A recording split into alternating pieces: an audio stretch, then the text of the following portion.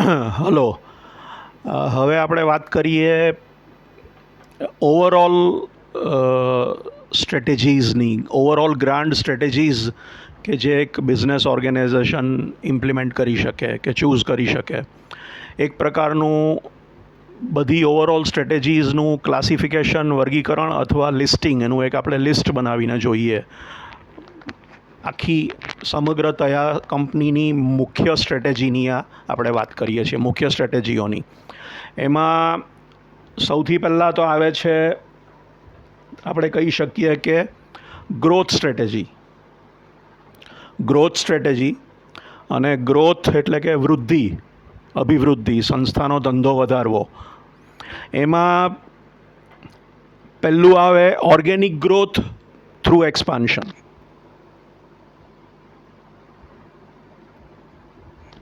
Organic growth through expansion.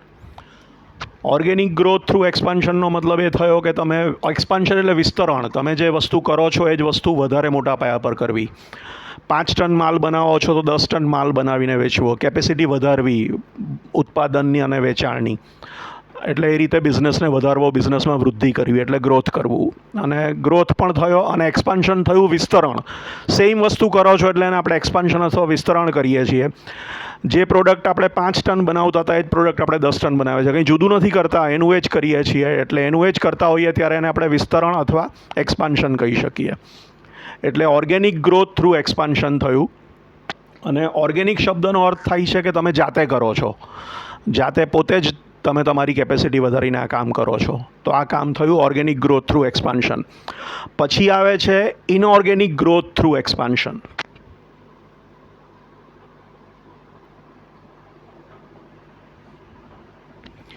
Inorganic growth through એક્સપાન્શનમાં પણ તમે ગ્રોથ કરો છો, વૃદ્ધિ કરો છો, તમે એક્સપાન્શન જ કરો છો. સેમ વસ્તુ જ મોટા પાયે બનાવો છો, સેમ વસ્તુ જ કરો છો, એટલે વિસ્તરણ જ કરો છો, પણ જાતે નથી કરતા. તમે ઇનઓર્ગેનિકલી કરો છો એટલે તમે કોઈની સાથે મળીને કામ કરો છો, કોઈ બીજી કંપની સાથે મળીને. ક્યાં તો એ બીજી કંપનીને તમે ટેક ઓવર કરો છો, એને ખરીદી લો છો, ક્યાં તો એની સાથે જોડાઈ જાઓ છો, કાં તો એ તમને ટેક ઓવર કરી લે છે, તમે એકબીજા સાથે જોડાઈને કામ કરો છો.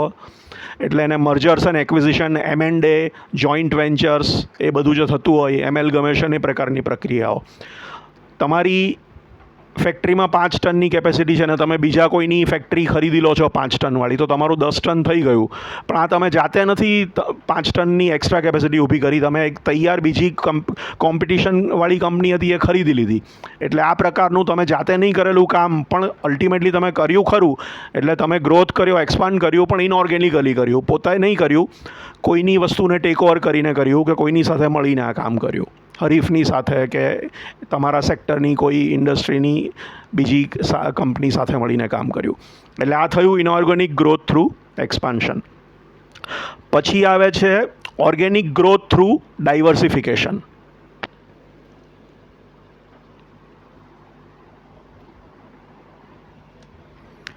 Organic growth through diversification.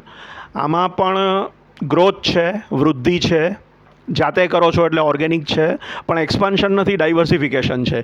Diversification એટલે કંઈક જુદું કરવું, સેમ વસ્તુ નહીં કરવી. તમે જે પ્રોડક્ટ બનાવો છો એનાથી અલગ પ્રોડક્ટ બનાવો, તમે જે બિઝનેસ કરો છો એનાથી અલગ બિઝનેસ કરવો. જેમ કે વ્હીકલ બનાવતી ને વેચતી કંપની સોફ્ટવેરના ધંધામાં પડે તો એણે ડાયવર્સિફિકેશન કર્યું કહેવાય.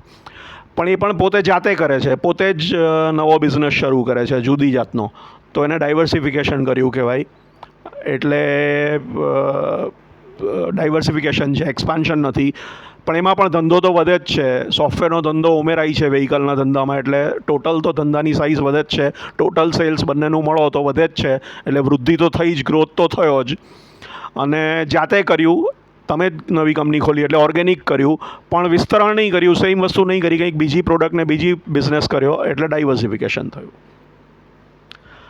પછી આવે આ જ રીતે આગળ જેમ આવ્યું તેમ ઇનઓર્ગેનિક ગ્રોથ થ્રુ ડાયવર્સિફિકેશન.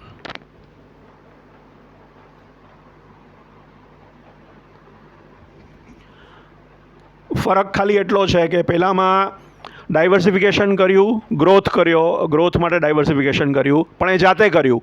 આમાં ઇનઓર્ગેનિકલી કર્યું એટલે અગેન પહેલાંમાંની જેમ કર્યું તેમ કોઈની સાથે ભેગા મળી ગયા, તમે વ્હીકલ બનાવતા હતા અને કોઈ સોફ્ટવેર કંપની તમારી પોતે તમે ચાલુ નહીં કરી પણ કોઈની ખરીદી લીધી, કે તમે એની સાથે જોડાઈ ગયા, કે એણે તમને ખરીદી લીધા, કે તમે ભેગા થઈ ગયા, મર્જર્સ એક્વિઝિશન્સ જોઈન્ટ વેન્ચર જેવું પાછું આમાં આપણે તમે કર્યું, પણ સેમ બિઝનેસ કે સેમ પ્રોડક્ટ માટે નહીં કર્યું, અલગ બિઝનેસ કે અલગ પ્રોડક્ટ માટે કર્યું. એટલે આ ઇનઓર્ગેનિક ગ્રોથ થ્રુ ડાયવર્સિફિકેશન થયું. હવે આમાં ડાયવર્સિફિકેશનને પણ 3 ભાગમાં વહેંચવામાં આવે છે: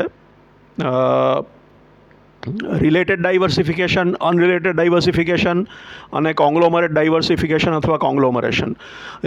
રિલેટેડ ડાયવર્સિફિકેશન એટલે તમે જે પ્રોડક્ટ કે બિઝનેસમાં છો એનાથી જરા જુદી પણ એને મળતી આવતી એની સાથે થોડો મેળ ખાતી પ્રોડક્ટ કરી. સેમ નહીં કર્યું, જરા જુદું કર્યું, પણ બહુ જુદું નહીં કર્યું. જેમ કે પેટ્રોલ ડીઝલના એન્જિન અને વ્હીકલ બનાવતી કંપની જો ઇલેક્ટ્રિક વ્હીકલમાં જાય તો એક જાતનું ડાયવર્સિફિકેશન થયું, પણ એ વ્હીકલમાં જ છે એટલે બહુ જુદું નહીં થયું. એ થોડું રિલેટેડ તો થયું જ, એ વ્હીકલમાં જ રહ્યા. પણ અત્યાર સુધી ઇન્ટરનલ કમ્બસ્ચન એન્જિનના વ્હીકલ બનાવતી હતી, હવે ઇલેક્ટ્રિક વ્હીકલમાં જતી રહી, એટલે એક પ્રકારનું રિલેટેડ ડાયવર્સિફિકેશન થયું. અનરિલેટેડ ડાયવર્સિફિકેશનમાં તમે સાવ જુદું કંઈક કરો છો, જેમ આગળ કીધું તેમ વ્હીકલવાળા સોફ્ટવેરમાં જાય તો એ અનરિલેટેડ થયું. અને કોંગ્લોમરેટ ડાયવર્સિફિકેશનમાં એક કંપની અનેક અલગ અલગ પ્રકારના અનરિલેટેડ જુદા જુદા બિઝનેસીસ કે પ્રોડક્ટ્સમાં પડે, એકથી વધારે ડાયવર્સિફિકેશન કરે, અને એવા બિઝનેસને પ્રોડક્ટ્સની સંખ્યા વધી જાય ત્યારે એક જાતનો જથ્થો જે થયો એને કોંગ્લોમરેશન કે કોંગ્લોમરેટ ડાયવર્સિફિકેશન કહી શકાય. એટલે ડાયવર્સિફિકેશનમાં પણ આ રીતે 3 ભાગ ગણી શકાય: રિલેટેડ, અનરિલેટેડ અને કોંગ્લોમરેટ.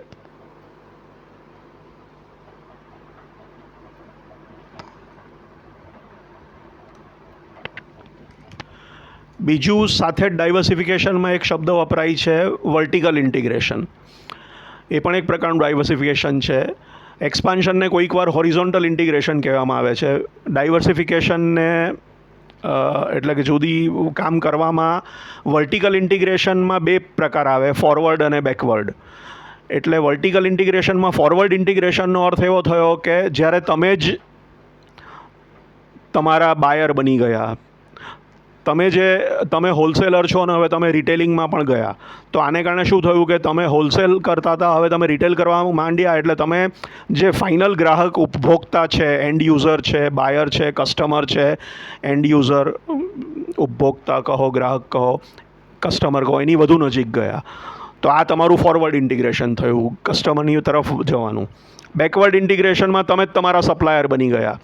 તમે એક વસ્તુ ખરીદતા હતા અને પછી એના પર વેલ્યુ એડિશન કરીને બજારમાં પ્રોડક્ટ મૂકતા હતા. હવે તમે જે ખરીદો છો એ જ વસ્તુ તમે પોતે બનાવવાનું ચાલુ કરી દીધું, તો તમે બેકવર્ડ ઇન્ટિગ્રેશન કર્યું. ફોર એક્ઝામ્પલ, રિલાયન્સ ઇન્ડસ્ટ્રીઝ જે છે એને ભારતની એક વર્ટિકલી ઇન્ટિગ્રેટેડ કંપની ગણી શકાય. જેમ કે શરૂઆતમાં એ લોકો પેટ્રોકેમિકલ્સમાં હતા.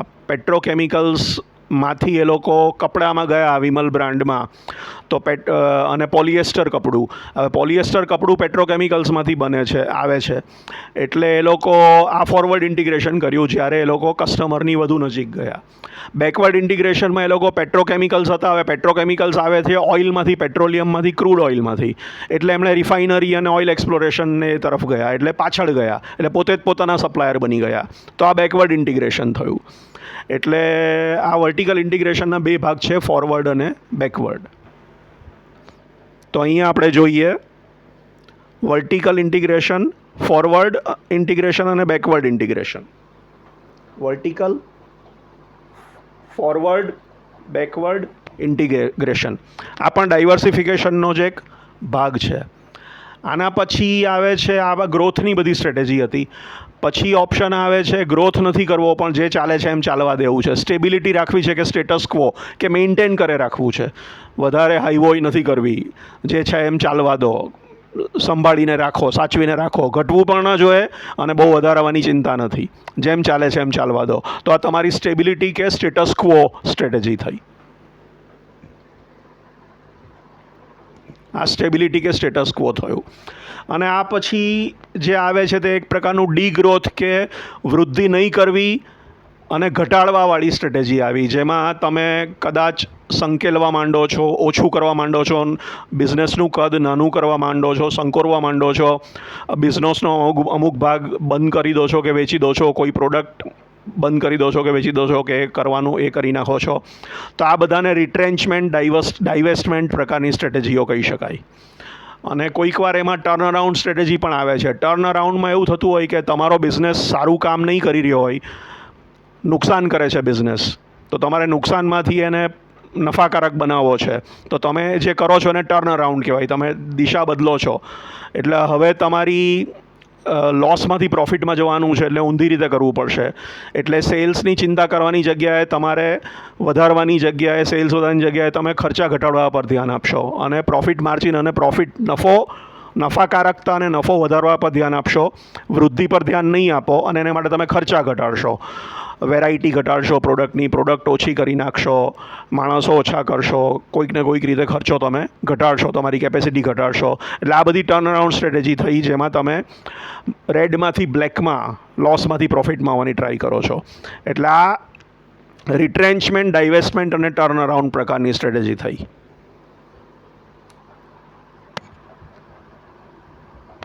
એટલે મૂળભૂત રીતે ગ્રોથ, સ્ટેટસ ક્વો, વૃદ્ધિ, જેમ ચાલુ રાખો અથવા ઘટાડો અને સુધારો ટાઈપનું, કન્સોલિડેશન કરો, છેલ્લામાં રિટ્રેન્ચ કરો, ડાઇવેસ્ટ કરો, કન્સોલિડેશન કરો, નાનું કરો, વ્યવસ્થિત કરો, ખર્ચા ઘટાડો. આ 3 મૂળ ભાગ થયા. ગ્રોથમાં organic growth, expansion through organic growth through expansion, inorganic growth through expansion, organic growth through diversification, inorganic growth through diversification. પછી સ્ટેબિલિટી, સ્ટેટસ ક્વો અને છેલ્લે ડાઇવેસ્ટમેન્ટ, રિટ્રેન્ચમેન્ટ, ટર્ન અરાઉન્ડ. એટલે આ મૂળભૂત રીતે આપણે સ્ટ્રેટેજીઝનું, ઓવરઓલ ગ્રાન્ડ સ્ટ્રેટેજીઝનું લિસ્ટિંગ કર્યું, વર્ગીકરણ કર્યું. Thank you.